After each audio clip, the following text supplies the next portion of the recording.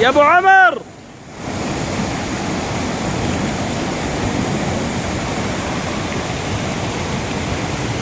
امطار يوم الجمعة عام 37/6 شهر 6 18 في اليوم. امطار خير وبركة على محافظة تنومة، جعلها الله امطار خير وبركة. موعودون ان شاء الله بصيف جميل جدا في تنومة الزهراء. هنا اخاف الكرم يحط هنا تصوير على مستوى.